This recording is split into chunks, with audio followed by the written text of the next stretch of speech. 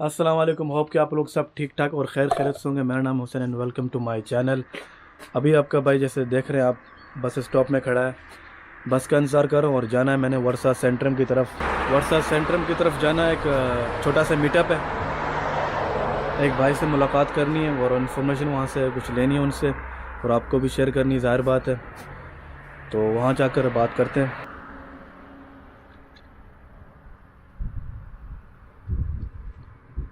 तो भाई लोग, मैं अभी पहुंच गया हूं वर्सा के सेंट्रम पॉइंट में पहुंच चुका हूं। जैसा कि आप लोगों को बताया गया कि मीटअप है। ये भाई मेरे साथ हैं, कृष भाई। कैसे हैं भाई? बढ़िया सर, आप बताओ। तो बड़ा अच्छा लगा, मुझसे काफ़ी बात चाहती हुई मीटअप हुआ हमारा। तो आज इनसे बात करनी है जो आप लोगों के सवाल जवाब हैं रिगार्डिंग फूड डिलीवरी से और कुछ जो आप लोग आना चाह रहे हैं उससे रिलेटेड। तो मेरा पहला सवाल ये होगा आपसे कि आपको यहाँ पर कितना टाइम हो गया? मुझे यहाँ पे आए हुए अभी 1 साल हुआ है, ज़्यादा तो नहीं हुआ। 1 साल हो गया। साइड आता है। तो 1 साल तकरीबन आपने फ़ाइल नहीं लगाई थी, टीआरसी के लिए अप्लाई नहीं किया था? नहीं, मेरा एक्चुअली पहले था कुछ और मूड। अच्छा। तो मैं नहीं चाहता था कि मैं यहाँ पे रहूँ, तो बट अभी थोड़ा मेरा वीज़ा होने वाला था एक्सपायर। सही। तो मैंने कर दिया करके अप्लाई टीआरसी के लिए। ये लास्ट वीक ही किया है, बाकी देखो आगे क्या बनता है, बट मिल जाती है जहाँ पे। चलिए, आप लोगों को जो नए लोग आते हैं उनको क्या सजेस्ट करेंगे जो अगर यहाँ पर फर्स्ट टाइम आते हैं, जस्ट फाइल अप्लाई करते हैं या फिर थोड़ा देखें माहौल को? 5-6 महीने मेरे ख्याल से आप पहले रहो, जहाँ पे काम करो, कल्चर समझो कैसा है कैसा नहीं है। तो जैसे कई बार जिस जॉब पे आप आते हो ना, परमानेंट जो आप जॉब जिसके थ्रू आपको वीज़ा मिला है, तो उस पर आपको मेरे ख्याल कोई ही होगा जो लगातार उसी में काम करेगा और टीआरसी लेगा। तो जिस एजेंसी के थ्रू आते हैं वैसे भी वो जब आपका वीज़ा ख़त्म होने वाला होगा ना तभी अप्लाई करेंगे। तो 6-7 महीने 8 महीने आपके ऐसे ही लटका के निकाल देंगे। तो वो भी एंड पे ही अप्लाई करते हैं। ये नहीं है कि आप जाते वही बंदा अप्लाई करता है जिसको पहले थोड़ी बहुत ज्ञान लेके आता है कि कैसे करनी है। खुद का लॉयर हायर करो, उसके थ्रू करवा सकते हो। अच्छा, मैंने सुना है लोग अक्सर जो आते हैं एजेंसी से अप्लाई भी करते हैं, लेकिन वो कह रहे हैं कि अक्सर लोग ये कहते हैं कि आप लॉयर से टीआरसी प्रोसेस कराओ क्योंकि जल्दी हो जाता है। तो उसके बारे में बात है ना, एजेंसी वो आपको वेट बोलती रहेगी, उनको पता है उनको काम निकलवाना है। हाँ, क्योंकि आप जब अप्लाई कर दोगे तो पता है यहाँ पे 6 महीने साल ऐसे लग जाता है और 3-3 महीने में भी आ जाती है टीआरसी। वो डिपेंड ऑन आपके केस पे होता है। लेकिन एजेंसी क्या करती है, पहले डॉक्यूमेंट का थोड़ा बहुत कर रखती है कि 6-7 महीने ये बंदा फंसा रहे इसी चीज़ में। सही। तो ये चक्कर चलता है इसकी। तो फूड डिलीवरी में अगर बंदा जब आए उसके पास डायरेक्ट, जिस तरह आपने कहा कि भाई कंपनी डायरेक्ट फूड डिलीवरी के लिए नहीं बुलाती, आप पहले दूसरी कंपनी में आओगे, जब बंदा नया आता है उस कंपनी में कितना पैसा बना कर आए कि ये फूड डिलीवरी स्टार्ट करें? फूड डिलीवरी में आओ चाहे किसी जॉब पे भी, जैसे आप सपोज एट इंडिया या किसी और कंट्री से भी आ रहे हो, गल्फ से आ रहे हो, कहीं पे भी, तो हर बंदे को बैकअप लेके आना चाहिए। ये नहीं है कि वीज़ा का इतना पैसा है सिर्फ एजेंट को मुझे देना है तो मैं सर्वाइव भी करना है। हाँ, तो मैं 50,000 जेब में डालूंगा और यहाँ पे आ जाऊँगा। तो ऐसा नहीं है, थोड़ा बहुत बैकअप लेके आओ, 1 लाख 2 लाख ऐसे, जहाँ पे सर्वाइव कर सको। क्या पता आपकी कोई जैसे मौसम वेदर आपने देखा होगा, वो तो बहुत टाइट वेदर है। गल्फ से आएंगे तो आपको पता है वहाँ पे गर्मी कितनी है। तो ऐसे थोड़ा बहुत इधर तो मैं जब से मेरा पसीना नहीं निकला। हेल्थ इशू रहता है, तो हेल्थ इसके इशू लिए बंदे को बैकअप लेके आना चाहिए। और यहाँ का कल्चर आपने देखा होगा, भाग दौड़ भरी जिंदगी। लोग अक्सर लोग मेहनती चलते बहुत हैं। हमारा जैसे कल्चर है, इंडिया लगा लो, कहीं पे भी लगा लो, पाकिस्तान, हम लोग क्या करते हैं, थोड़ा बहुत काम करते हैं, बस थकावट होगी, इंजॉय ज़्यादा करते हैं। लेकिन जहाँ का कल्चर कुछ हो रहा है, जैसे रोबोट नहीं होते, तो आपको अगर रोबोट बन के काम करोगे तभी कामयाब हो पाओगे स्टार्टिंग में। तो उसके बाद तो जैसे हौली हौली जानते रहोगे क्या है क्या नहीं, तो पता चलता जाएगा। इसी टावर के नीचे अक्सर आ जाते हैं, पोलाइट बंदे हैं, ज़्यादा शोर शराबे वाले बंदे नहीं हैं और काफ़ी इन्फॉर्मेशन दी इन्होंने आज हमें। बस मैंने ये पूछना था, जो नए बंदे आ रहे हैं, बस उनके लिए जो आप बता रहे थे ना कितना उनके पास कोटा होना चाहिए। फॉर एग्जांपल मैं यहाँ पर आया हूँ, मैं अपनी मिसाल दे रहा हूँ, क्योंकि मेरे पास इतना कोटा नहीं है, क्योंकि मैं काम कर रहा हूँ, क्योंकि मेरे पास कितना होना चाहिए अभी कि मैं मोटरसाइकिल शुरू करना चाह रहा हूँ, साइकिल से नहीं। तो मोटरसाइकिल के लिए कितना पैसा होना चाहिए, ख़रीदूँ कितने के पैसे कितने में आती है? अपना लेके करना चाहते हो या रेंट पे? अपना लेके। For example? खुद का लेना है तो रेंट पे खुद तो का, मिल जाएगी, आपने बताया कि 200 पर वीक।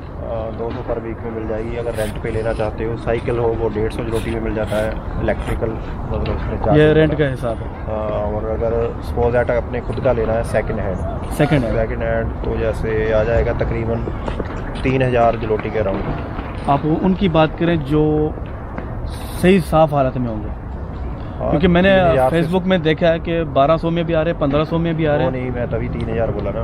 वैसे तो 1000 वाले भी होते हैं। उनके डॉक्यूमेंट पूरे होते हैं, मतलब डॉक्यूमेंट होंगे, बट जब आप डिलीवरी करोगे तो लगातार ये 50 cc स्कूटर है, सही। तो क्या होगा, हाईवे पे आपको डिलीवरी पड़ेगी, हाईवे पे जा रहे हो, आपने पूरी रेस दी हुई है, सही। तो वो गर्म हो जाएगा, इंजन बीच में बंद हो जाएगा। अच्छा। अक्सर ऐसा होता है, मेरी स्कूटर कई बार बंद हो जाता है रोड पे ही। तो क्या करोगे आप, अगर आप शहर में हो तब तो आप कहीं पे भी उसको उठाओगे और खड़ा कर दोगे, कोई दिक्कत तो नहीं। वो आपका कभी रिपेयर करवाया आपने, उसका क्या मसला है? खुद को नहीं रिपेयर, क्योंकि जो रेंट का स्कूटर होगा उसका यही फ़ायदा मैं बता रहा हूँ। अगर आप स्टार्टिंग में आ रहे हो तो अगर खुद की लेने की मतलब कैपेसिटी है, तो मैं सजेस्ट करूँगा कि फर्स्ट टाइम जैसे 1 वीक आप रेंट पे लो।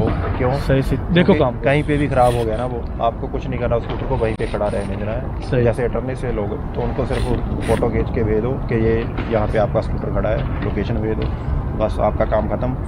कंपनी में जाओ, दोबारा नया स्कूटर उठा लो, उसको जैसे है सही वैसे। से, यानी आप प्रेफर करोगे इस चीज़ को जो पहले रेंट से लो। क्योंकि आप स्टार्टिंग में होंगे और आपका स्कूटर ख़राब हो गया तो कहाँ लेके घूमते फिर सही बात है, ये आपको बात पता है। नहीं है। ये आइडिया जैसे सही। 1-2 महीना आप रहोगे फील्ड में तो आपको नॉलेज आएगी कहाँ पे रिपेयर करवाना। तो पेट्रोल का क्या सीन है, एक दिन में कितना लग जाता है?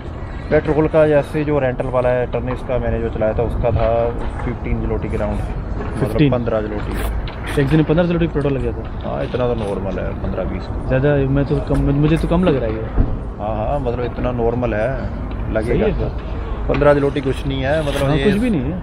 इतनी तो टिप बन जाती है। और मैं सही, बताऊँ सही, जैसे सही। जो आपका पेट्रोल का और जो दोपहर को जैसे आपने कुछ खाना है, जाब का से लेके जाओ ऐसे छोटी शॉप से, तो कुछ भी खाना पीना है, बर्गर बुर्गर ये वो तो हो जाता है उसमें तो टिप। कोई ऐसा होता है कि किसी कस्टमर ने डिलीवरी कैंसिल कर दी?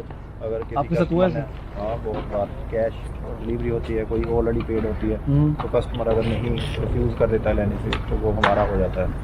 और वो बोल देते खुद, एक बार तो ग्रोसरी का ऑर्डर फॉर एग्जांपल अगर पेड है तो आपका हो गया, अगर पेड नहीं है तो पेड नहीं है तो भी क्या करेंगे हम, हमारा ही है वो, कंपनी पे करेगी, हमारा कोई लेना देना नहीं है। और हमको पैसे भी मिलेंगे डिलीवरी के और साथ में फूड भी मिलेगा।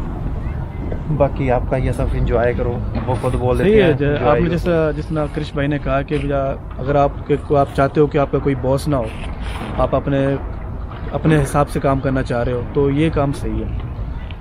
तो जो आ रहे हैं यहाँ पर आना चाह रहे हैं, तो इस फील्ड में आना चाह रहे हैं, फर्स्ट ऑफ ऑल वो वर्क परमिट ले किसी कंपनी में काम करेंगे, ज़ाहिर बात है वो देखेंगे माहौल किस तरह है। अगर आपको पसंद आ रहा है तो फिर आप इस फील्ड में आ सकते हो।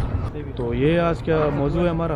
तो और बस बढ़िया है, यूरोप के हालात, अभी मौसम अच्छा हो गया है थोड़ा। और मौसम अच्छा, काफ़ी धूप निकली हुई है। पहले तो हम लोग इस चीज़ को देखने के लिए तरस जाते थे, जहाँ भी जा रहे थे फिसल रहे थे बर्फ़ की वजह से। हाँ, अभी अभी- सब कुछ ओके है, अभी डिलीवरी ओके करने है। में भी अभी मज़ा आता है। अभी डिलीवरी का मज़ा आएगा, लेकिन मैंने वीडियो में देखा, आपने कहा कि अभी छुपे हुए रुस्तम भी निकलेंगे, जो घर पे बैठे हैं, जो घर पे बैठ, जो बर्फ़ के टाइम में नहीं निकले थे। तो उसके हिसाब से क्या होता है, तो रश नहीं जाएगी। सपोज दैट अगर सर्दियों में आप 8 घंटे काम करते हो ना, तो जितने 8 घंटे भी बनेंगे तो अभी क्या होगा, 10 घंटे लगाने पड़ेंगे।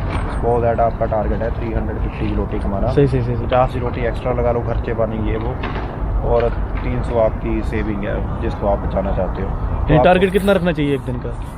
स्टार्टिंग में टारगेट आपका रख नहीं पाओगे आप, क्योंकि स्टार्टिंग में आप उसको देखोगे कहाँ से उठाना है, कहाँ से लेके जाना है, एड्रेस आपको देखने, लोकेशन पता चलेगी। लोकेशन के बारे में, एड्रेस के बारे में, लैंग्वेज बैरियर आएगा। यूज टू हो जाओगे ना इसके, तो 10 घंटे 12 घंटे में 300 से प्लस नॉर्मल चले जाओगे, 350। तो आप हमारी व्यूवर्स को ओवरऑल बता दें कि रेंट, रिहाइश, टोटल का अकोमोडेशन का मिलाकर टोटल कितना हमको करना चाहिए? अकोमोडेशन का पता क्या है यहाँ पे, जैसे अगर आप स्टार्टिंग में आ रही हो, सही। तो जैसे मैं जहाँ पे रहा था स्टार्टिंग में हॉस्टल में, मैंने आपको बताया था, आप भी शायद एक दिन के लिए रहे मैं थे, हॉस्टल में लेकिन रहा हूँ।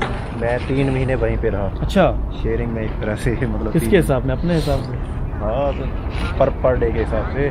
नहीं काम कर रहे थे उस वक्त? हाँ हाँ, सही सही सही। पहले अपने हिसाब से रहा 10-15 दिन, फिर मुझे किसी ने बताया नहीं कैसे करनी है डिलीवरी, जो खुद की रिसर्च की थोड़ी बहुत, सही सही सही। जो ऑलरेडी कर रहे थे उनको रोका कि कौन सी कंपनी अच्छी है, बातचीत की, तो टर्नेस के बारे में पता चला, फिर मैं वहाँ पे गया और आईडी खुली, वो मैंने अपने ब्लॉग में भी बोला था। तो ऐसे ही चलता रहा। उसके बाद रहता था मैं हॉस्टल में, साथ साथ जैसे आप डिलीवरी करते हो ना, तो आपको आपके जानने वाले या पंजाब के, इंडिया के, कहीं के भी बंदे आपको मिलते हैं। हम ज़बान तो हाँ, एशियन कंट्री के जो भी हिंदी बोलते हैं या कुछ भी है, समझ आ जाती है एक दूसरे की। तो उसके रिलेशन में आने के बाद आपको अकोमोडेशन भी, आप इकट्ठे होकर रूम ले लेते हो, तो ऐसे खर्चा कम होता जाता है। पहले मैं पर डे 50 की रोटी देता था हॉस्टल में, तो अभी मेरा 800 में पूरे मंथ का है रहने का। चलो, मुद्दा यानी आखिर ये बना है कि हम लोग, जो बंदा यहाँ पर आ रहा है ना, अपने पास मिकदार में पैसा लेके आए। वो तो हर चीज़ आप कहीं पे भी जाओगे, जाहिर बात है, क्योंकि प्रदेश में जहाँ भी जाओगे तो तकलीफ शुरू में सहनी पड़ेगी। सोल्यूशन इसका है, कंपनी में आप चले जाओ, वो कंपनी अपने पास बैठा लेती है, फिर साथ में फिर वर्क परमिट और वो शुरू कर दी। क्योंकि मेरा एक दोस्त गया हुआ है 15 दिन अभी वहीं पर बैठा हुआ है। कंपनी ने कहा वर्क परमिट अप्लाई कर, जैसा वर्क परमिट आएगा फिर काम शुरू करोगे। कुछ ऐसी कंपनियाँ पहले काम शुरू करवा देती हैं, वर्क परमिट बाद में। ऐसे तो रूल तो यही है, अगर आपका अप्लाई भी हाँ, हो गया रूल तो जो करवा देती हैं, बट ये इतना स्ट्रिक्ट नहीं है कि आपके पास परमिट नहीं है तो आप काम नहीं कर सकते। परमिट के बिना मैं बगैर वर्क परमिट काम कर रहा हूँ, लेकिन उन्होंने अप्लाई किया हुआ। ये इसका इशू नहीं है इतना, ये तो चलो एजेंसी के ऊपर डिपेंड है कि कैसे आपको वो करती है। या तो उनको ज़रूरत नहीं होगी, अगर उनको ज़रूरत होती तो आपको चाहे परमिट हो चाहे ना हो, तो उनको ज़रूरत होगी तभी आपसे काम करवाएंगे। तो बाकी ओवरऑल तो अच्छा है अभी तक तो जो चल रहा है। बाकी मेरा अभी, जैसे मैंने आपको बताया, मेरा TRC का अभी प्रोसेस शुरू। सही बात है, मेरा भी TRC का प्रोसेस चल रहा है। जैसे कोई अपडेट होगी हम लोग बताएंगे, और आपको इनके चैनल के तवस्सुल से मैं आपको बारे में बताएंगे। जैसे मैंने लाइसेंस भी अप्लाई करना है नेक्स्ट वीक। सही आफ्टर स्टैम्प आपने उसमें बताया तो हुआ है मोटरसाइकिल का, तो लाइसेंस की ज़रूरत नहीं पड़ती, लेकिन आप कार की तरफ जा रहे हो अभी। मैं शायद टैक्सी चलाऊँ, कार के बाद टैक्सी का आइडेंटिफिकेटर बनता है, वो 1-2 महीने लगते हैं उसको, तो वो बनने का। तो लाइसेंस यहाँ पर आपको अप्लाई कर सकते हो, क्योंकि आपको साल हो गया, 6 महीने बाद अप्लाई करना होता है। अप्लाई कर सकते हैं। जैसे आप पाकिस्तान, आपके पास इंडिया का लाइसेंस है? थ्योरी टेस्ट नहीं देना पड़ेगा, लेकिन मुझे देना पड़ेगा। इंडिया का लाइसेंस है? हाँ, इंडिया का लाइसेंस पाकिस्तान वालों को नहीं देना पड़ता। क्यों? क्या पता, उनकी आपस में बाउंडेशन अच्छी है, लेकिन इंडिया वालों को शायद क्या पता पी कॉमन हो, पी पोलैंड पाकिस्तान। नो ऐसा नहीं है, इनकी कोई संधि होती है हर कंट्री के अलग अलग, वो अपने आपस में रिलेशन होते हैं, तो उसके रिलेटेड हो सकता है। जैसे ब्रिक्स होती है, इनके कुछ अलग होती है, ऐसे कुछ। तो इन्हें पाकिस्तानी प्रोसेस क्या है, नहीं थ्योरी नहीं देनी पड़ती उनको? थ्योरी टेस्ट नहीं है, जस्ट अपने डॉक्यूमेंट दो। एक BCG होती है, वो किसी से मांगते हैं, इंडिया हम तो से नहीं मांगते। सिर्फ आपकी ट्रांसलेशन होनी चाहिए। आपकी एम्बेसी है, उसमें जाओगे आप, तो एम्बेसी आपको आपका वेरीफाई कर देगी ये लाइसेंस ओरिजिनल है और पाकिस्तान का ओरिजिनल है। सही, बस सिर्फ वो लगेगा। और फोटो फाटो 2-4 डॉक्यूमेंट है कि जमल दबानी है खास, यहाँ का आपका एड्रेस प्रॉपर होना चाहिए कि कहाँ पे रहते हो। सही वो 17 जलोटी में बन जाता है, 17 जलोटी और 20 जलोटी से भी कम।